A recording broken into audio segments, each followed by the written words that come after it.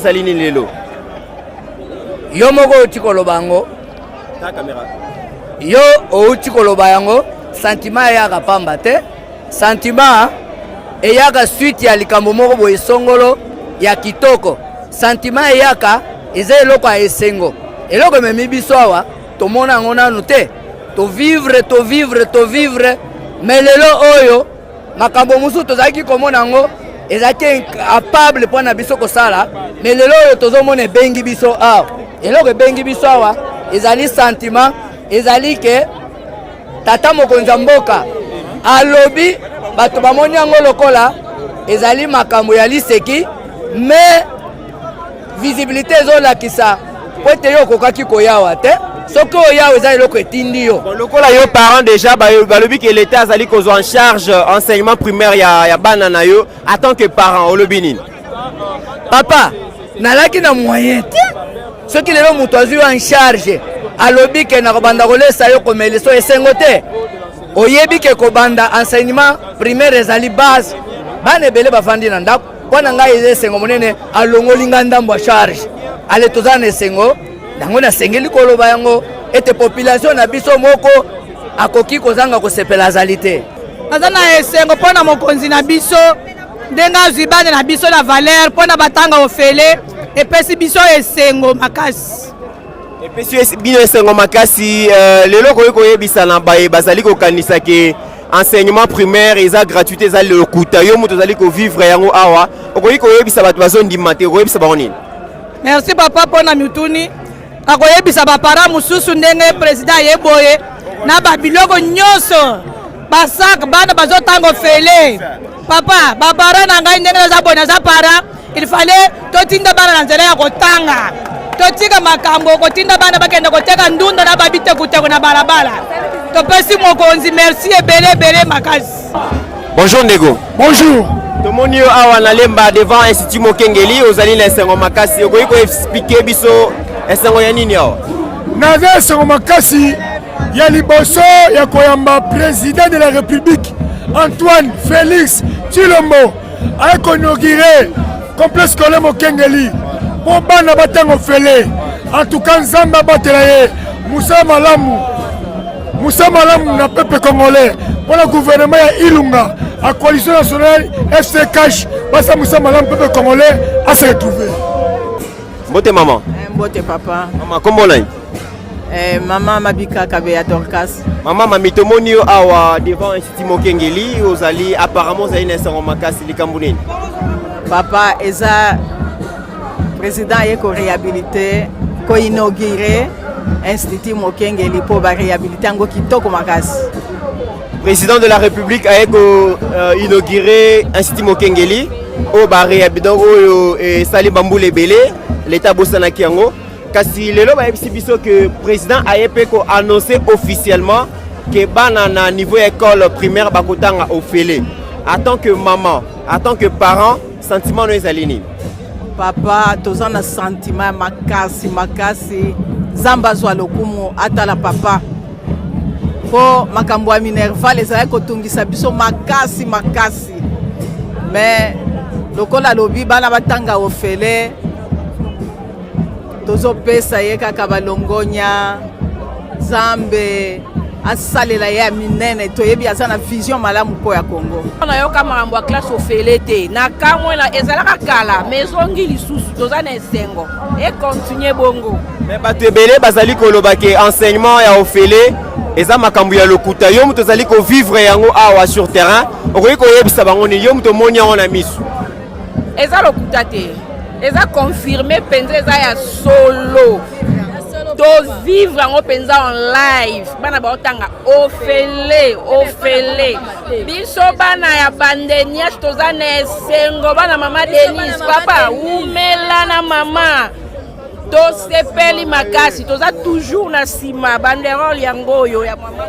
Merci maman ozana makambo bakisa Papa makambo ezanga te biso to bana bandenias bana mama Denise nyakeo toye kolanda papa na biso na action oyo sali vraiment toyebi te nzambe apesa ye nini abakisela ye nini oyebi nzambe nzambe mpenza aza ya Congo toumeli na pasi toumeli na kolela banda na botama na nayoka likambo boye te yango topamboli nzambe. Bonjour. Bonjour messieurs les journalistes. Radicalement, je suis content de voir. Et aujourd'hui, c'est un jour unique. On a longtemps parlé de la gratuité de l'enseignement, mais on vient d'être concrétisé à l'œil nu comme ça. J'ai quitté l'enseignement là où je me repose en paix pour venir voir moi-même. J'avais dit Tshisekedi est mort, mais Tshisekedi est vivant. Je suis là en âme et en esprit parce que mon corps ça se trouve encelé. Et aujourd'hui, le président de la République a rendu possible là où il était impossible au Congo. J'avais dit après que l'UDPS ait pris le pouvoir, il n'y aura plus l'opposition. Donc il n'y a plus l'opposition parce que l'attente du peuple congolais est en train d'être réalisée. Radicalement, merci. Et merci Nabade Niachi pour soutenir Première Dame, Bani Maman Denise Niageru Tshisekedi, toujours en avant. Et merci beaucoup. Merci beaucoup. Artiste, Tomoni Awa, Yolobini Nabalamboka. Émotion, monsieur le journaliste. Merci Mingi, na Seigneur Jésus. Parce que mon condamné soit mboka azali président chrétien atika ki mboka na maboko ya Nzambe depuis toujours indépendance monaki lelo yo azali kokokisa oyo alakai peuple parce que c'est un président élu donc ndenga zawana alobaki na sorga na ye le peuple d'abord mandat ezali ya peuple tata docteur Etienne Tshisekedi wa Mulumba que son âme repose en paix. Il représente ici un esprit ici par le secrétaire général de Bandeyat, Bana Maman Denise Niageru Tshisekedi, que nous profitons de saluer en tant que la première conseillère du chef de l'État, distinguée première dame. Balobi, derrière d'un homme, il y a une grande dame. Et trouver une bonne femme et trouver le bonheur. Fatih Abongana Epo, Nasimanae Maman Denise Anzadi. Na persi présidente Nabiso, il y a Bandeyat, Maman Espé, Mbote Pena comité directeur Nyoso, Peba membre Nyoso. Maman no sanzo nazali ko accompagner pe ko soutenir Tata Mokonzi Ekolo, chef de l'État, président de la République, Félix Antoine Tshisekedi Tshilombo, l'homme du changement, l'homme de l'alternance. Merci. Merci beaucoup. Votre impression? Non, les impressions sont vraiment bonnes. Ce qui était rêve est devenu réalité. On nous a habitués à ne plus aller dans les institutions de l'État. Et aujourd'hui, après autant d'années, revoici encore les institutions de l'État valorisées. Mokengeli est devenu comme une école belge, comme une école parisienne. On fouillait les hôpitaux de l'État. Maintenant, c'est tout le monde. Je me suis croisé avec autant de parents qui sont venus pour inscrire leurs enfants ici. Ils les ont fait sortir des meilleures écoles de Kinshasa où on nous envoûtait avec des frais scolaires exorbitants. Et maintenant, les gens veulent avoir une place à Mokengeli. Nous disons merci au chef de l'État et que ceci ne s'arrête pas là-bas. Le peuple congolais derrière lui, ce qui était rêve est devenu réalité. Merci Félix, Oumela, merci. Bonjour monsieur. Bonjour. Aujourd'hui, nous vous retrouvons devant l'Institut Mokengeli. Dans le cadre du lancement de l'enseignement gratuit par le chef de l'État, mais aussi l'inauguration de cette école qui a été abandonnée par l'histoire. Et aujourd'hui, c'est quoi votre impression? Bon, c'est une impression de joie. Nous sommes très émus de voir un président qui veut à tout prix respecter l'esprit de la Constitution. La Constitution veut que les enseignements au niveau de base soient gratuits. Et c'est la matérialisation. Personne n'est oublié par cet acte. Nous sommes parents et en tant que parents, nous sommes bénéficiés de cet acte et ça touche toutes les obédiences, que ce soit l'opposition, la majorité, toutes les familles politiques. Nous sommes en train d'accompagner ces grands hommes, nous sommes en train de voir les promesses de la campagne électorale en train de se réaliser. Ça c'est grand. En tout cas, nous sommes pleins de joie. Nous souhaitons l'avancement de cette œuvre que le président de la République vient de commencer. Et cette initiative et volonté politique doit aller de l'avant. La fois, c'est la toute première fois que le président de la République foule ses pieds ici pour la réalisation selon la promesse qu'il avait faite. Donc c'est vraiment, il a réalisé. Nous sommes très fiers. Hein? Merci beaucoup. Ah oui, merci beaucoup, papa.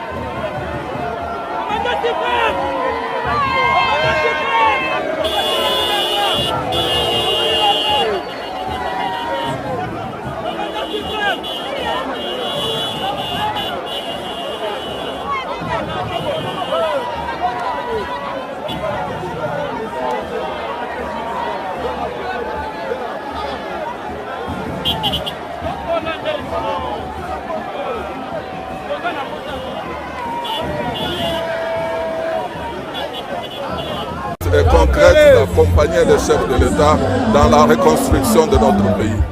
Vous avez particulièrement remercié Jean-Baudet Maillot, pourquoi? Oui, nous l'avons remercié parce que quand nous avons organisé notre culte d'action de grâce, c'était lui qui est venu représenter personnellement les chefs de l'État. Et en plus, il est le fils de la communauté. Il est le ressortissant de Mukengeli. Et c'est lui le géniteur de cette idée de réhabilitation. Merci. En tout cas, c'est tout l'Emba qui est très content. Tout l'Emba, quand je vous dis. Malheureusement, les autres n'ont pas eu le temps d'entrer ici.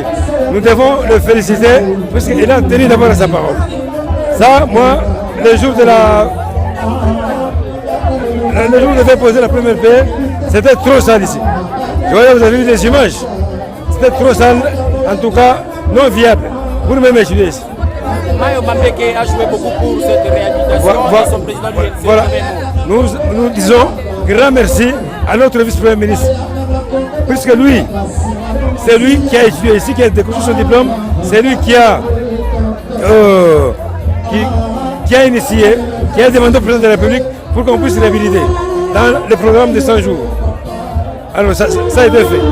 3 mois après, nous sommes très satisfaits. Et par la même occasion, le président de la République a lancé l'enseignement gratuit au niveau primaire. En tant que parent aussi, c'est quoi votre impression? Voilà. Et vous voyez, il faut commencer quelque part. Nous savons que ce sera difficile, mais ce sera difficile, ça va passer. Ça ira, si ça va se réaliser. Je crois qu'il faut commencer quelque part. On va y arriver jusqu'à même à l'école secondaire, ça c'est une bonne chose. Ça c'est un programme, hein, un grand programme qui va nous aider plus à relever le niveau de nos études. Merci. Aujourd'hui, les FPI est très contents du travail réalisé sur terrain. Oui, effectivement, je crois que le constat est vraiment effectif. Comme on a toujours l'habitude de le dire à la fin de ces travaux, la satisfaction sera totale. C'est pratiquement la promesse que le FPI avait faite à la population de Lemba. Aujourd'hui, la réalité est palpée du doigt. Je crois que le chef de l'État lui-même est venu inaugurer en présence de tous les corps, les membres de l'EPSP, les membres de la communauté presbytérienne, ainsi que la communauté de l'Emba. Je crois qu'on peut le constater, tout le monde est dans la joie. Comme ce qui veut dire la satisfaction est vraiment totale. Merci beaucoup, c'est encore l'ingénieur. C'est l'ingénieur Assif Fivol. Merci beaucoup, ingénieur. Je vous en prie, merci. City Mokengeli, votre école est réhabilitée. C'est quoi votre sentiment? J'ai un sentiment de joie, d'allégresse, parce que le président est venu nous voir et puis il s'est intéressé à notre école. Je peux que lui remercier et le bénir, que Dieu le bénisse et qu'il donne du bon. Très content de la rentrée de cette année parce que tu vas étudier dans de très bonnes conditions. Très content, très content. Je suis très content de la rentrée. Ce sentiment de joie-là, je suis vraiment très content. Alors, nous avons vu, on a l'école Erembin, on a réhabilité. Quel conseil tu peux donner à tes amis pour l'entretien de cette école? Ce que je peux donner à mes amis, parce que c'est vous les élèves qui salissez les murs, qui détruisez les bancs. Qu'est-ce que tu peux dire aujourd'hui à tes amis, à tes camarades? Ce que je peux leur dire, c'est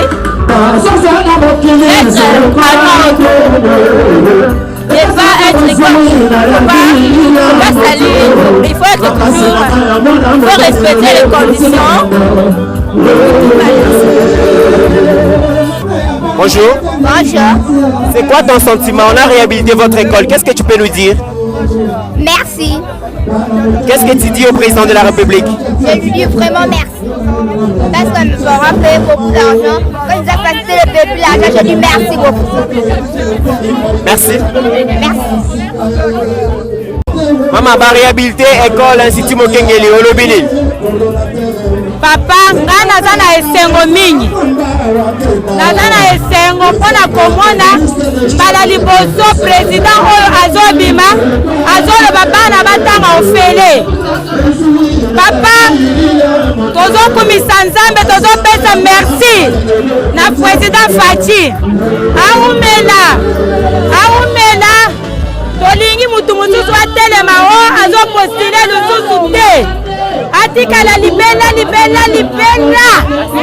topesie merci tokomwata mpe mingi mpo baekole ekomi ofele topesie merci idepesi viva. Enseignement au président de la République a lancé. Bon, croyez-vous vraiment que cause à la effective?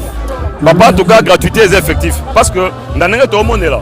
Dans les personnes qui sont là, tu as vu que gratuité est effective. C'est une question de volonté politique. Mais le la volonté politique est mon ami. Chef de l'État a mis impliqué. Baninga nyonso baza acteurs ou bazali concernés ba s'impliquer. Nabi que gratuité ko zala bato bazon ni mangote parce que c'est le quoi sika izala nomte. Donc c'est une première fois mais muké to message na mo pe aux effectifs. Merci. Merci.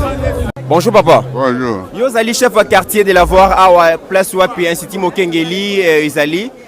Impression des alliés après avoir réhabilité école Oyo par le président de la République. Sentiment des alliés. Na bande parole à Souga. Pour y avoir délégué c'est comme il est là. Sentiment des alliés il y a ma casse il y a aussi ganaté il y a l'église. Parce que c'est un bijou. C'est un bijou n'a qui chasse les annuls pas. Je suppose qu'ils ont des bossos, mais peut-être qu'ils ont des bossos. Donc, sentiment ma casse parce que eux tombent juste dans la belle d'anga ou dans l'entité d'anga on a le kamba. Donc ça me fait vraiment l'honneur. Le président a honoré Bisso à Fongoliango. Donc c'est bon, c'est un honneur. Puis deuxièmement, ils ont la gratuité balobi. Mokonzamboka a réhabilité Institut Mokengeli. Mais ceux qui ont été balobi peut que autant au fêler le niveau primaire, en tant que parents, vous allez représenter les parents sur le quartier yo le Bénin. Non seulement yo le Bénin au niveau primaire, mais que dans la 8e, dans la secondaire. Donc c'est déjà trop bien. Et là, nous c'est Banda que l'on parle. Nous la bandi, je suis certain que c'est souvent